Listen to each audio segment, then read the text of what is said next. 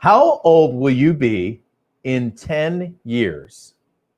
It sounds old, doesn't it? I mean, like, I don't even want to think about it. But, my guest on today's show, Bobb Biehl, says, hey, relax, because he's going to tell you what to expect in every decade of your life. EdTalks Live is next.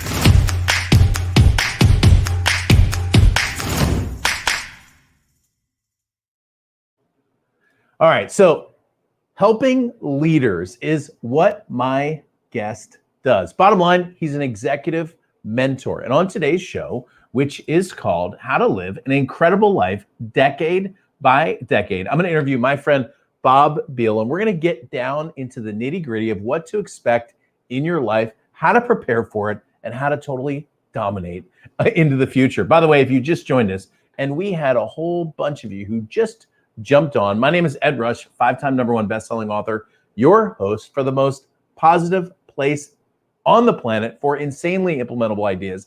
Do me a favor, jump into chat on the right side. If you're on YouTube, that's on the right. If you're on Facebook, it's on the bottom. Tell us who you are, where you're from, and what you do. I want to say hello to some of our friends who just jumped into chat. Diana, she says it's great to be on the most positive place on the planet. Good morning. What's up, Barry? Good to see you as well. Wendell Buggs from Houston, Texas. Hello, Anita. I saw your team, the Alabama Crimson Tide, squeak it by this weekend. I can't say who I was rooting for, but they rhyme with Ole Miss. All right, I won't say it. Okay. All right, Ellis Lee, good to see you as well. Brad, what's up, dude? Good to see you. I owe you an email back. I got your email yesterday, buddy. Good to see you as well. All right, without any further ado, I'm going to do a quick introduction for our guest, and then I'm going to bring him on. Since 1976, Bobb Biehl has consulted with over 500 senior executives, companies like Chick-Fil-A, Furniture Row, Young Life, and more. In that time, Bobb has met one-on-one with over 5,000. Think about that for a second. 5,000 executive board members, senior executives, and staff members, and invested an estimated 50,000 hours in private sessions with some of the greatest leaders in our generations. Bobb Biehl, welcome to the show. How are you? Thank you, Ed. I'm great this morning. It's good to see you. So now in your book, which I'm going to use as our syllabus for today, in your book, you tell a story about a circus. You flew from Los Angeles to Tucson, I believe was the location, to go see a circus. And while you were there, you learned a lesson that you carried with you for the rest of your life. Tell us about the circus. Well, basically, Dwayne Peterson, who started the Hollywood Free Paper, had a friend. We had a mutual friend, Bobby Yerkes, and he owned a circus. He's still active in training stunt people and circus people. And he had a circus playing in Tucson. Dwayne called and said, how'd you like to go to Tucson in the morning? Well, who hasn't wanted to go to Tucson and play in a circus? So we went down, and as they were moving from one ring to the other, I talked to the guy on the training the elephants. He had like a 10-ton elephant and a little baby elephant, like 350 pounds. And I said, how do you get it so that you basically stake that little guy down with a stake, and when he's 10 ton, it could just whip that stake out.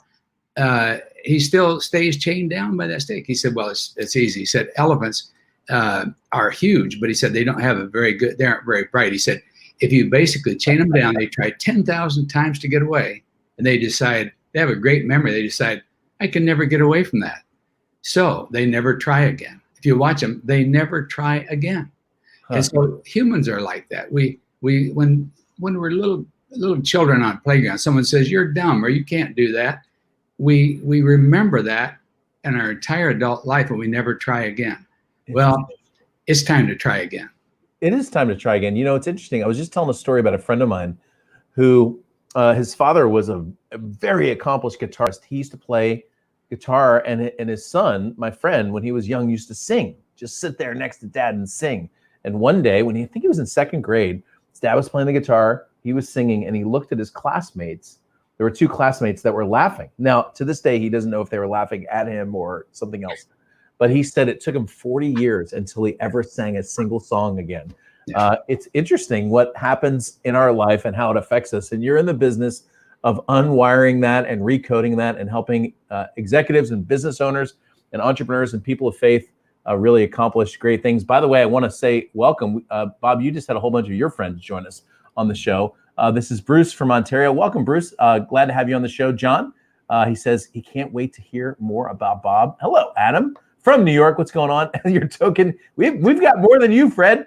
Hey, Fred. We're sorry that you can't visit us, Fred, but eventually we will open our borders again and have you come down, or we'll go up. Dan Heights Houston says hello as well. So Bob's friends all just joined us on the show. So Bob, In Decade by Decade, which by the way is a brilliant book. I'm going to give you guys a link in a minute on how you can get this book. You say, hey, like, you're not alone, okay? So I know life is rough and there's bumps along the road. And I know that when you were a young elephant, you got staked to a peg, but now you can be free. And brilliantly in your book, you make the claim that life is surprisingly predictable. What exactly does that mean?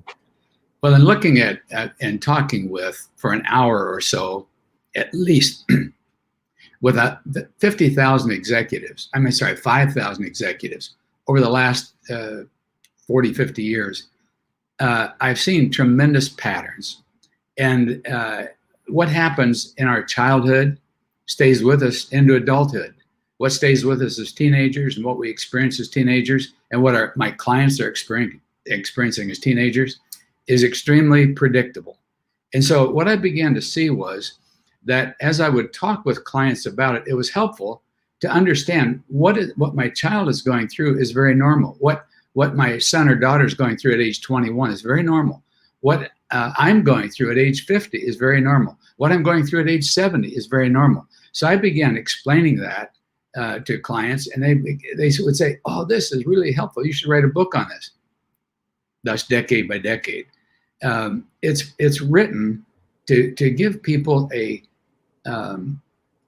relaxed tension, really, about what I'm experiencing. Am I the only person on the planet experiencing what I'm experiencing?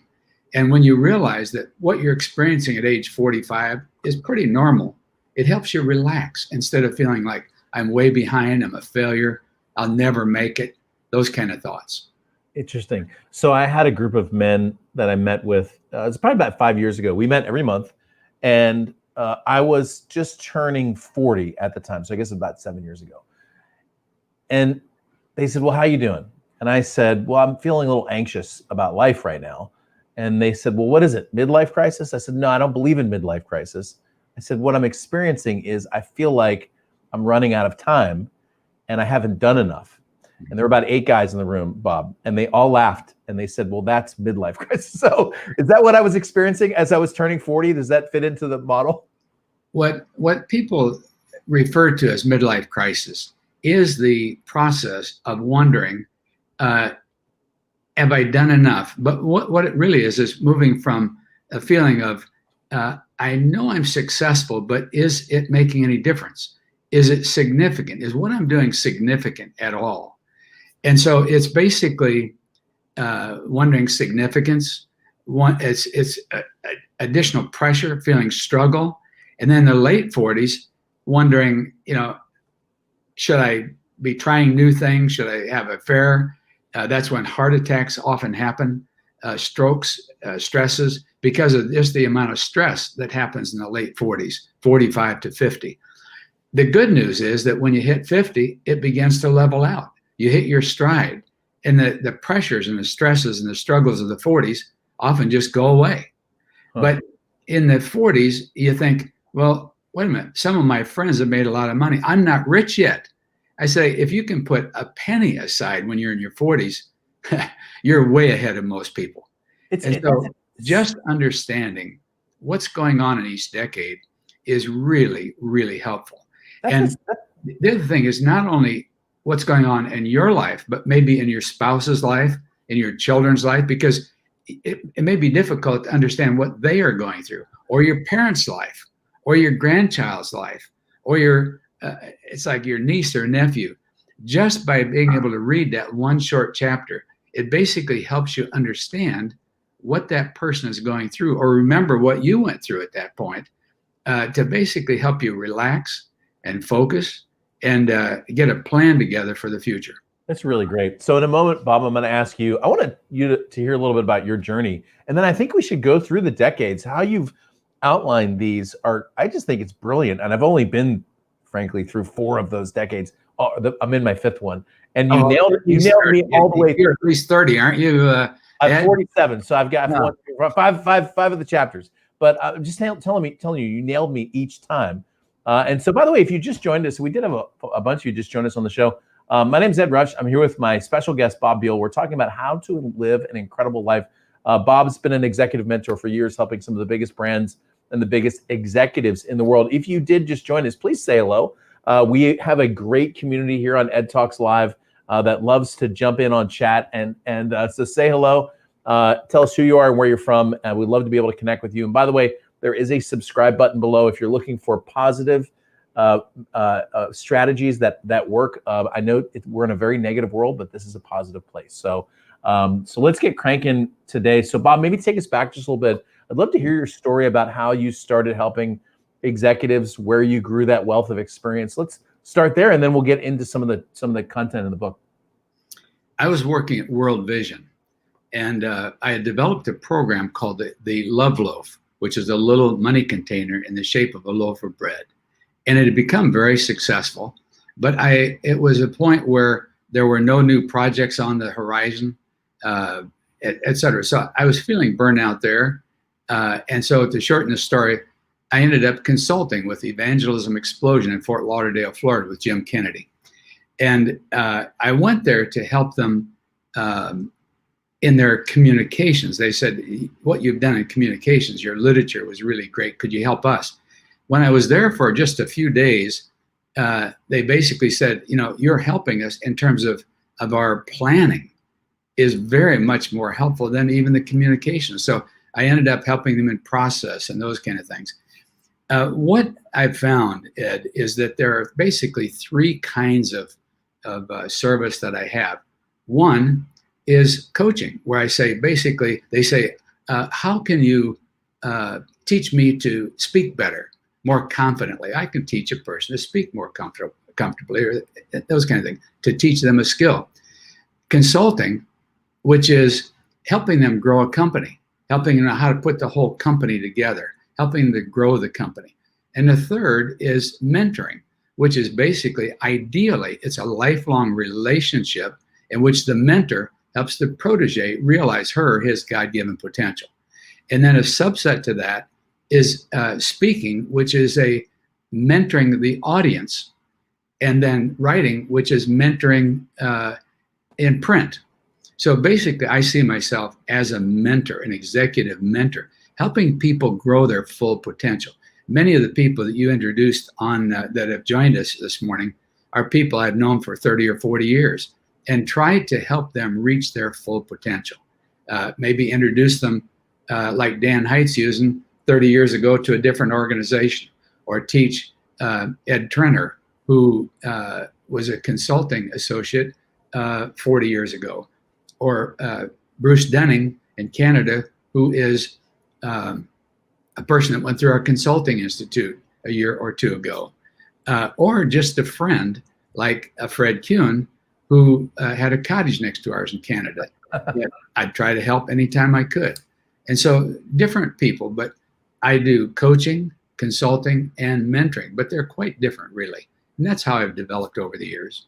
I like the concept. So I'm about to start the process of writing my 6th book. Mm-hmm. And when I wrote my first book, somebody asked, so my first book was actually, because I was a fighter pilot, my first book was How to Become a Fighter Pilot, essentially. It was about 150 pages on that. Somebody said, how did you write the book? And I said, well, I imagined that I had a 17-year-old kid sitting next to me, and all I was doing was just answering his questions. Mm-hmm. And what you just said, all of a sudden put the light bulb on it and helped me realize that's what a book is. A book is mentoring. I love that. It's not. You're actually coaching him. Yes. You're actually coaching him as to how to develop the skill to be the fighter pilot.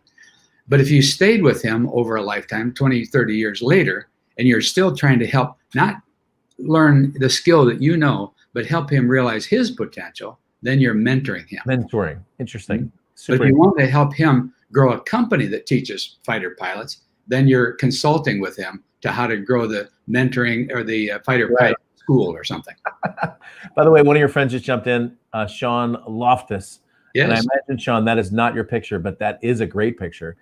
He said he loves your book, and Diane says, relax and focus. And Diana was one of our organic gardeners, so she knows a little something about relaxing. Diana, side point, I just asked my wife for a planter box outside because I'm going to do it for the very first time. I'm going to put something in the ground and watch it grow. Anyway, so Bob, by the way, we're here with Bobb Biehl. We're talking about how to live an incredible life decade by decade. My name is Ed Rush. I'm your host for EdTalks Live. And one thing you should know, this Thursday, we've got a huge show coming up. I'm going to give you all my best resources, the definitive online resource list that's coming up this Thursday. So Bob, let's get into the book. You start at under 10 and you take the reader all the way to 90 plus. So take us through the decades and tell us what to expect if we're 7 all the way up to 90. Well, basically, let's say you have a child or grandchild, they're under 10. Age 9 is the single most shaping year of a human being's existence, because that's where we're establishing all of our comfort zones. What you're comfortable with today as an adult is what you are comfortable doing at age 9. But what your child or grandchild is really looking for is they're watching you with wide eyes saying, what's important to dad or mom? And what's important to them is important. What's important to you will be important to them long term. I have a question I ask people. What was your dad's first name? And what were the 3 most important things to him when you were 9? They will list them. What was your mom's name? What was the 3 most important things to her when you were 9? They list them. I say, how important are those to you today? Interesting. That's just like me.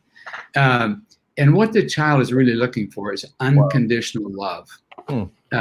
Unconditional love is the dimension that gives us a sense of confidence later in life. If you have lots of life confidence, it's because you had unconditional love as a child. If you didn't have unconditional love as a child, your confidence wobbles. You have situational confidence, but you may not have life confidence. That's different. But what we're teaching a child also is how to have God confidence. Even if the situation changes, or even if something in life is unpredictable hits you, that God is where our confidence ultimately rests. So how does that change when somebody, so for example, Bob, my kids are 15, 13, 11, and 2. So okay. That whole spectrum right there. So how does that change, for example, for my daughter who's now turning 15? So she's like part kid, part adult at this point. How does that change for her? Yes. Well, 0 to 10, the single word that focuses a child 0 to 10 is security. They really need a sense of security. But as a teenager, it becomes self. It's like, what does it mean to me? How can they have more clothes than I've got, or more shoes than I've got, or more? It's like it's a self preoccupation, as you know, with teenagers.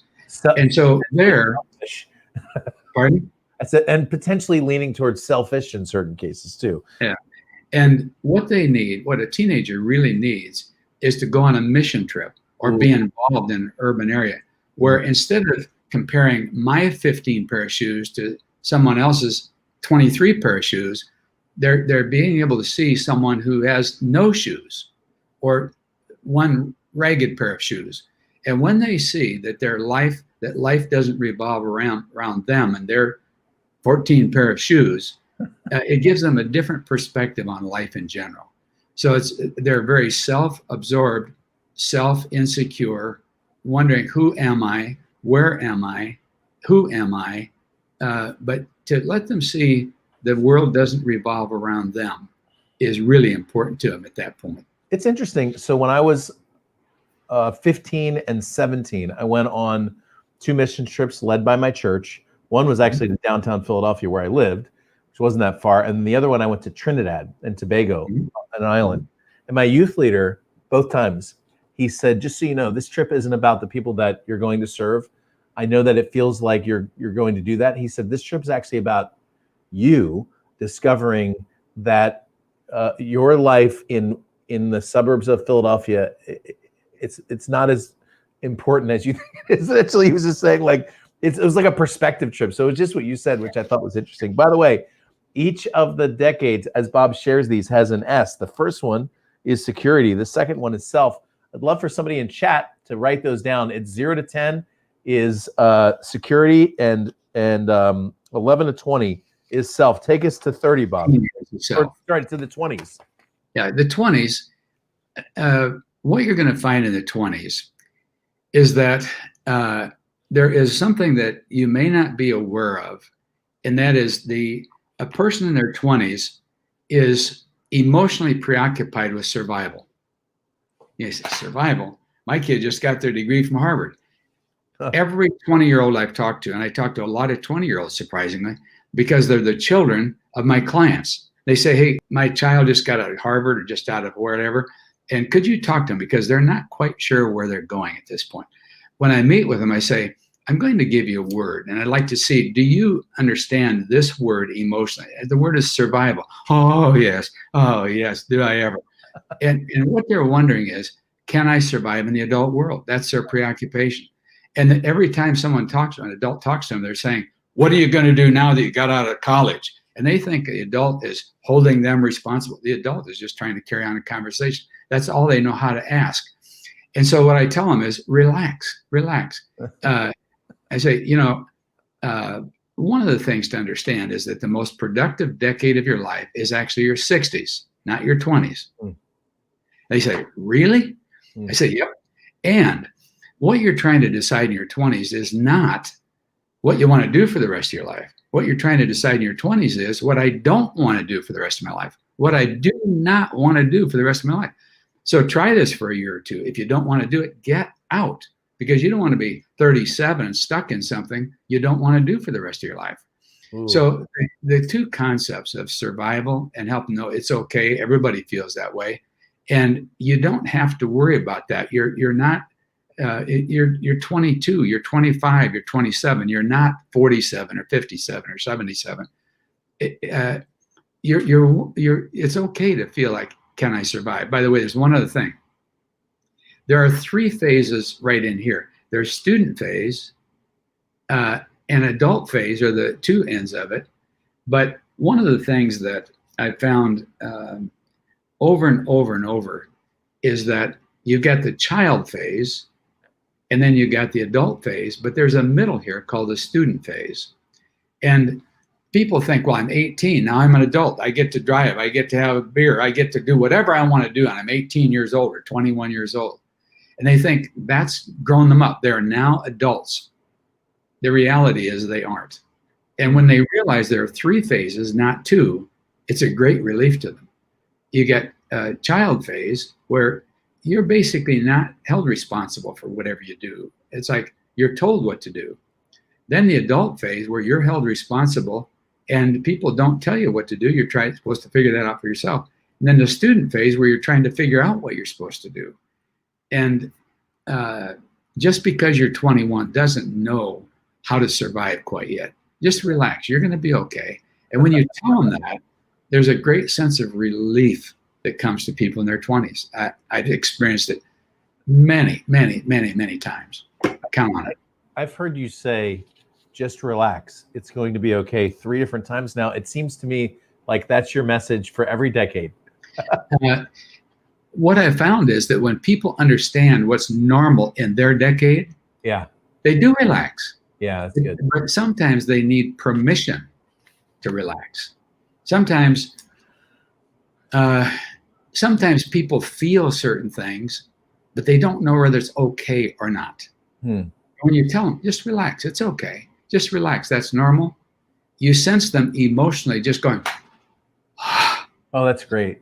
It's like, it helps them realize it's okay to be who you are. It's okay to be where you are. It's just okay. That's a really interesting point too, because I had a friend of mine, maybe 3-4 years ago, who was going through crisis. And I remember this person saying, I'm the only person who's ever experienced this. And that, obviously, as you're listening to it, as you're watching the show, that was fundamentally not true. But when you're in crisis, you feel like you're the only one. And in fact, sometimes the crisis is the fact that you feel like you're the only one. And I think what you're saying is brilliant, which is it's okay. You're not alone. What you're going through is pretty normal, and you're going to be all right as you make your way through it. Yeah. So when a person in their 20s hits 30s, it's like someone switches a light. Oh. They're ready to get married. They're ready to settle down. They're ready to get a job. They're ready to go to the next phase. They're ready to become an adult. They're just like a switch that hits at 30 and a switch at 70. There are two major switches that hit.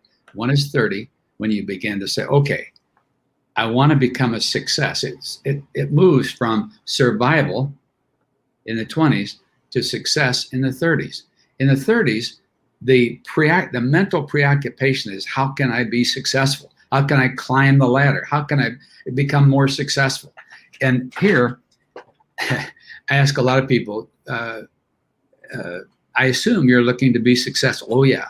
Yeah. I say, do you know what success is? No. And I say, success is simply achieving what you set out to achieve. And if you set out to achieve $20,000 a year salary and you achieve it, you feel like, I'm a success. Mm. And so when what you set out to achieve keeps changing on you all the time, and you keep changing it, you feel like, am I a success at all?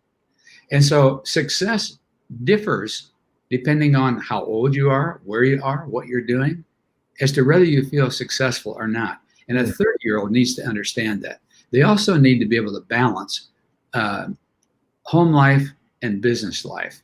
This is where a lot of people get married and have a child, but they're gone all the time trying to become successful. And I say, what you want to do is schedule time into your calendar a year in advance when you're going to take break times. That's what I call annual balance calendar. If you don't schedule breaks into your schedule a year in advance, there's never a good time for it. There's never a good time for a vacation or a break or time with parents.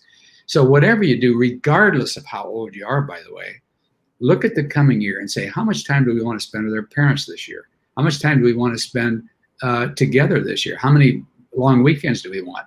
How many times do we want to visit brother and sister? Get them on the calendar and say, life can have the rest of it. That's such a profound point, and one that I think a lot of entrepreneurs miss. By the way, thank you, Dan, for taking notes for us. Thank you, Anita, as well. These are all S's, and I love the fact that you are helping us with the notes here, and some really great comments in chat. By the way, Danusia said her whole world changed when she went to Bali at 12. Jeff, who's a teacher, said he sees this every single day with his kids. Rob, who says the idea of success is a cultural destination. It's very interesting. And this calendar thing, I think, is brilliant. So with the pace of life that we have, I've got several businesses. My wife is engaged teaching our kids. We have 4 kids. We just realized what you just said is true, which is if we don't put that, we're talking about going on a family vacation for several weeks this fall. If we don't have it, if it's not on the calendar, everything else gets scheduled over top of it, and then you don't have any space. But if it's on the calendar, you schedule everything else around it, and then you do have the space. So, here's the real, I'm sorry. Good. No, I like the idea of this annual balance calendar that you discussed doing yearly. Good. Here's a real key, Ed. You never, ever, ever cancel what's on your calendar for your family. Now, here's the key. You may reschedule it. If there's a funeral or a wedding that comes up, you can reschedule it, but you never cancel it. Very good. Very good. So we're on our way. We made it through the 30s. By the way, we could do an entire show, Bob. You said the question you asked is how would you define success? And I will just say, as a fighter pilot, our job was to hit the target, which meant that you needed coordinates for the target. In other words, you needed to know where it was and what it was. And if you didn't have that, you didn't have a target. So I think what you just said is really interesting, which is most people would say, man, I really want to be successful. But then you say, well, what does that mean? Or what does that look to you? And then it's very cloudy, and your mind is just like a missile. It can't hit a target that it can't see. So I really, and as an adult, it keeps changing. Right. 30,000 one year is not successful at all anymore the next year. It's 50,000 the next year. It's 70,000 the next year. So success for a 30-year-old keeps changing and changing. So I don't know if I'm ever, again, let me give you a definition. Success is wanting what you have and having what you want. Very good. Yeah. Very good. All right. If you just joined us, my name is Ed Rush. I'm here with my friend Bobb Biehl. We're talking about how to live an incredible life decade by decade. The overall message is relax. It's going to be okay. And we're going through the S's. We've gone through security, 0 to 10, self in the teenage years, survival in the 20s, success in the 30s, and now, Bob, we've landed in my decade. So tell me what the 40s look like. The 40s are a really important decade, Ed, in that many times when a person hits 40, or some people hit it at 35 to 37, but when we hit 40, a lot of people switch from success as the target to significance. They say, I know I'm successful, but is it making any difference? Is it significant? Is it important? And so they begin wrestling with and reevaluating where they're going. That's where they shift from success to significance. And then they also begin to question, is this what I want to do for the rest of my life? And it's what I call their life work. Your life work is what you could see yourself doing for the rest of your life. And a lot of people in their early 40s say, when I ask them, could you see yourself doing what you're doing for the rest of your life? They say, no way. I say, then you may keep doing it because you need the money to pay your bills, but begin looking for something that's a better fit and more alignment with who you are, what your strengths are, what you want to do for the rest of your life, and get there as soon as you can. When you hit 45, the problem is that the children you wanted when you're in your late 20s, you've got 4 of them. The house you wanted when you're in your early 30s, you've got it, but it's got a mortgage payment. The number of vehicles to support, to transport 4 kids to 4 different soccer games or football, it's like you need 3 or 4 cars, and then one of them's old enough to want a car of their own, so you got 4 car payments, and pretty soon the joy of the 20s, 30s, and early 40s began to crash. It began to say, oh man, I can't ever make enough money. I can't ever have enough money. How am I going to pay the bills? And the struggle of the late 40s become very, very strong for a lot of people. And basically, one of the things to see, this is a really helpful concept, and that is the 40s is a phase of life. It isn't life. When you hit 50s, you're going to find that life sort of flattens out. It sort of goes from here, it begins to sort of level out, and you begin to hit your stride. But in your late 40s, the pressure and the struggle of the 40s become very, very, very strong. And so here's where you want to define, you've had enough experience to define your single greatest strength. You want to say, of all the things I do well, what do I do best in a single word or phrase? And you want to make sure that you're maximizing that to the extent possible. You define your life work, and you begin to try to find, how can I find a position that lets me use my strength for the rest of my life? And when you find that, it is a great relief, really. And so realize that your 40s are a phase of life. You're not supposed to be rich yet. Just relax. And when I talk about this in a group, when I'm mentoring a group, and when I talk that concept that mentoring is a phase of life, the 40s are a phase of life, and you're not supposed to be rich yet, the men say, wait till I get home to tell my wife. Yeah. The wives say, this is just a phase of life. Oh man, I thought this was itself. Yeah. And so the relief that comes just from some of these concepts, and when they read the book, which I'd like to sell you the book, but what I really like to do is mentor you to try to help you realize the value of the book in terms of helping you understand life, and as a gift to give to someone you know who is struggling with life. But we'll get back to that later. But well, I think we can just talk about it right now. So let me just do this really quickly. I'm going to pull up a website, and it's right here on the screen. Hang on, there we go. So I'm going to share this with you as we're watching the show. This is Bobb's website. I'm going to give you that website link in a moment that you can see, and it's very easy, and my team will put it in the chat as well. But when you get here, you can see not only some of Bobb's clients, but I'm going to tell you some of the things that I find extremely valuable on this website. First of all, the book is right here. Okay, so this is decade by decade. Do yourself a huge favor and get at least one copy. My guess is you're probably going to be getting more than one copy, but this is a really good place to start. Now, the second thing, we do have a special price for anyone that orders 10 copies as a giveaway gift. Okay. A lot of people are saying, this is so helpful to me, I'd like to give it to 3 people. I say, if you give it to 10, we'll give you a very special price. So if you want to give it, if you get it just for yourself, that's fine. If you want to give it for a Christmas present or just give it as a gift, indicate that and we'll give you a special price on it. Great, great. And you can do that right here on the website. This little button right here that says Quick Wisdom, this is, I think, look, you could spend a week on this. And I really, really, really enjoy, Bob. I first came across your Quick Wisdom from our friend George Tolles. It's worth just hitting this page once a day and going through some of what Bob has written. I think it's quite brilliant. And you're really just tapping into this word, which is I think one of the most important words in our world right now, which is wisdom. We have an awful lot of reaction. We have a lot of knowledge in our world. We have very little wisdom. So Bob is the person to go to for that, I think. And the website, I'm just going to leave this below. The reason I'm going to leave this down there is there's 3 B's in the middle there. So make sure you type in BOBB and then that third B, then IEHL. That's Bob's website. I'm going to leave it up there for about 5 minutes as we go through the rest of our we're getting ready to get into the 50s. But Rob says, all I hear from my friends is the usage of the term legacy. It feels like a safe term. Nita says, in my 50s, trying to figure out significance again. So she thinks she's a decade late. And yes, George Tolles is the man. And By so, the way, let me give you a definition of significance, because that really is a key.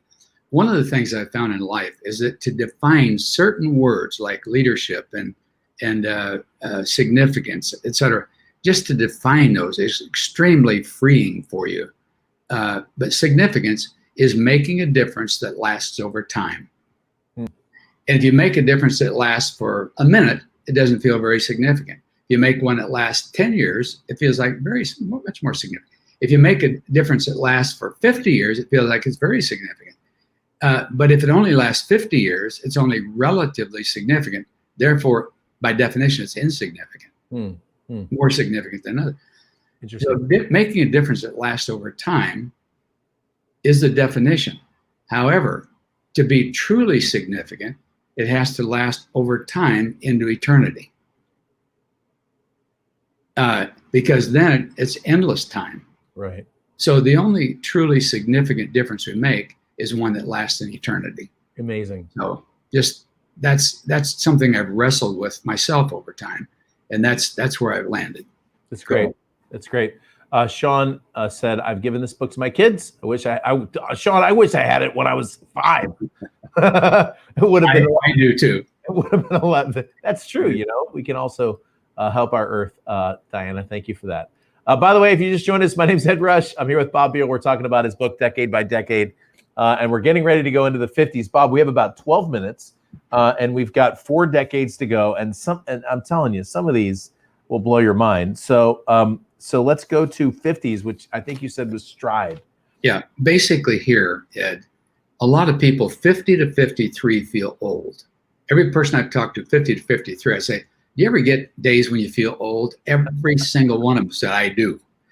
That's because you aren't 35 anymore. But you're making one wrong assumption, and that is life lasts to 100 at the most. I go 0 to 50, and then from then, I go downhill toward 100. The reality is that's not the way life is. What happens is you go up to 50, and then you go up to 60, and 60s are your most productive decade of all. So your 50s, instead of being over the hill, it's actually the final decade of preparing to maximize your 60s. I've worked with a lot of people, from Bill Bright to Jim Dobson, Jim Kennedy, Adrian Rogers, Josh McDowell. I've worked with a lot of people over the last 40 some years. And I've had an opportunity to watch them close up and personal in their 30s, 40s, 50s, 60s. I've watched a lot of people through those 3 or 4 decades. And what I've found is in their 40s, they were making quite a difference, but not compared to the 50s. In their 50s, they were making a much greater difference. But in their 60s, it just blew it out. In their 70s, we're still productive. I believe your 60s are your most productive decade, your 70s, the second most productive, and their 50s are the third most productive. Wow, that's encouraging. 40s don't even show up, Ed. It's getting ready. You're getting ready for your next 30 years to maximize your next 30 years. I love it. Find where you really fit, what you do best, and get a model set up so that you can expand it for 30 years. I like that.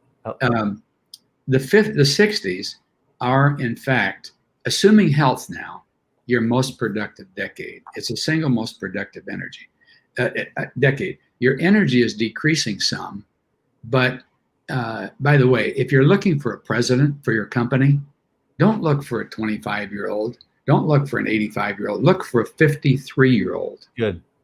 53-year-old. That's really been helpful to a lot of clients because they think we've got to have young leadership.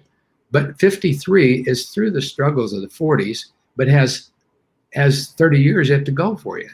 And so a lot of boards think if you're 65, you're over the hill. I say, board, no. No, 65, you still got 5 of the best years of your life. Don't even think about letting this CEO retire until they're at least 75, 70, 75, if in fact they will stay with you. The 70s, when you hit your 70s, Ed, remember I said there are 2 mega transitions. One is the 30s, when you sort of become an adult. Your 70s are the transition when all of a sudden you become obsessed with succession. You built this organization, you built this company, you built this church, you built for your whole life up to 70. And then you think, wait a minute, who's going to take this over? You may even built a big home or a big cottage or a big something. You built up to 70. Now you think, who's going to take this over? Who wants it? You've got a collection that your kids don't want anymore. That kind of thing. And so your 70s, you want to define your retirement bridge. You want to basically say, all right, I'm going along. I'm 65, 60, 65, 70, 72, 73. I'm ready to sort of retire. But if you don't be careful, if you're not careful, you think I'm going strong here and I don't know what I'm going to do, but I'm going to stop and I'm going to fall about 7,000 feet. And then I'm going to find retirement down here. I'm going to find retired. And what I've been able to help people do is think through, how do you move to that bridge to semi-retirement? And I define semi-retirement is still being active, but doing what you want to do more and less of what you need to do to keep things together. Yep. So you're basically looking at, what do I really want to do from 70, 75, 80, 85, 90, 95, 100? And you define that bridge in there instead of just dropping off the cliff. Very good. Wow. So we've gotten our way through to the 70s, which Bobb Biehl, my guest, says is the second most important, or second most productive. I think if I'm right, you said the 60s were the most productive, 70s were the second, and the 50s were the third. So, the best idea I've ever had in my life came when I was about 74. Wow. And I'm just now maximizing that idea. I'm just saying, your 70s, you've got a little bit less. I mean, you got less energy than the 60s, but you've also got better ideas. You've got proven ideas. You've got established network. You've got credibility. You've got reputation. You've got a lot of things in your 70s that were there in the 60s, but are really maturing at a different level when you're 70. I think that's interesting. And that's one of the things when I talk to the kids in their 20s, I often tell them, like, your ideas may not be as great as you think they are in the groups that you're working with, but your energy is. So offer your energy and then grow your ideas and your wisdom as you're learning from people who've been, been around the block a little bit. Thank you, John, by the way, and Anita, for your awesome, you guys are keeping quotes in chat. So it really is powerful. And Anita says every Fit Body boot camp she does reminds me that she's not 35. So thank you, Diana, for your positivity as well. So by the way, if you just joined us, we're just about to wrap up the show, but I'm here with Bobb Biehl, my friend. And Bob, my email and text message just exploded. So first of all, I just got an email from our friend George Tolles who said, "You two are styling," with an apostrophe at the end of styling. And if you know George, who I don't think would mind us saying he's in his 80s, and maybe one of the most productive people I know, despite all physical challenges and everything. And I told George, I said, I think you got maybe at least 20 more great years to just keep crushing it. And then Bob, my dad, Ed Rush Sr., who you might have met in the PAO days, is a former basketball referee. Now he mentors basketball referees. And he just texted me and he wants you to come on and teach our basketball referees. So I'm getting hit everywhere, Bob. Everybody's telling me that what they're seeing is great. So thank you.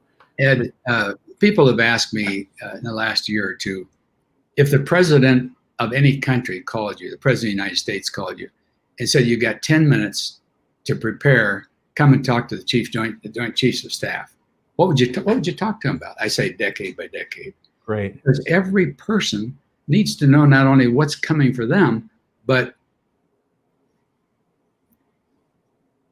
to remember what their 20-year-old is actually going through. Yeah. And as we go on, what their parents are really struggling with. I don't care if you're the president of the United States or the five-star general. You need to know and remember what people around, what you're facing, that it's normal, and what people around you are facing. These are just such important concepts for true empathy. Oh, that's good. That's good. That's a good word too. All right, so we have got. Bruce says he's given a lot of your books away, by the way. Thank you, Bruce. We've got 2 more decades to go, which we'll do quickly, and then I'm going to let you, Bob, just give us a nice little wrap up in a second. I'll take you to that, but take us to the 80s and the 90s. Okay, I was raised in Michigan, where we had what we called black ice. But black ice is, many of you know what it is, but for those who don't, it's basically where a blacktop is covered with a sheet of water that freezes, and you can't see it as ice. It's just black. It looks like dry pavement, but it's really a thin sheet of ice that you have no control in your car, black ice. And people in their 80s often feel this way. It's unpredictable. They don't know what's there. They're thinking, am I going to go to the doctor every day? Every pain they have and every ache they have, they wonder, am I going to die? Is that a heart attack? What is that? And I say, that's the S word is slippery. Often health and finances become pretty unpredictable. Here's why I say, focus on what you have and give that in the form of mentoring to the people who don't have it. Use what you know to help people know what you know that they need to know. In the 90s, the S word is sleep.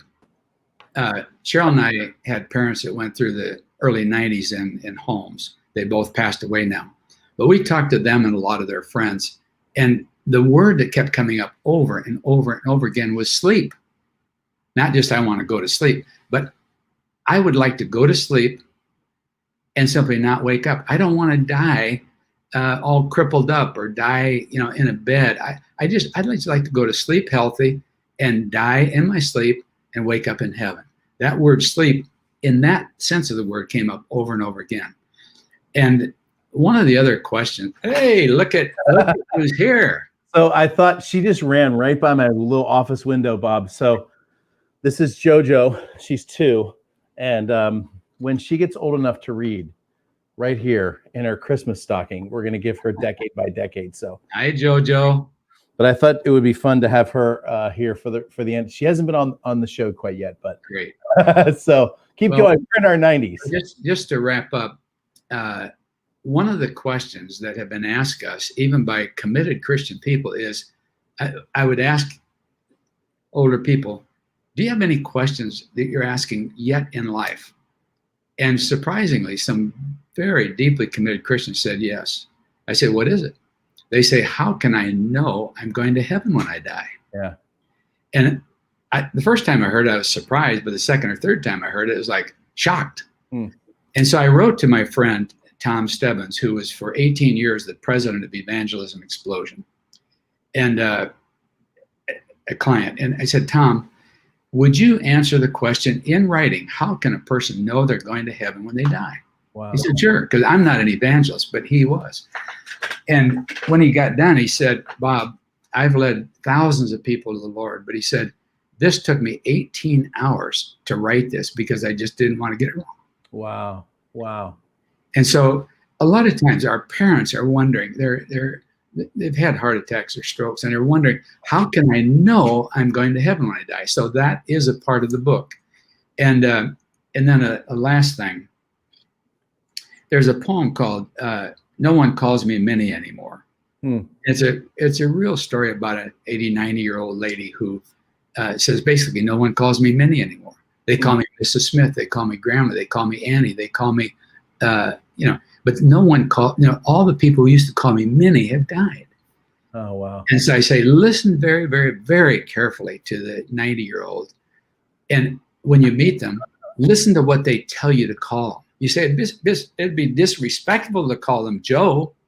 I say, no. Listen, if it's a doctor with 3 degrees, all from Harvard and Cambridge, and all 3 or 5 PhDs, and you want to call them doctor, reverend, doctor, and they say, call me Joe, call them Joe.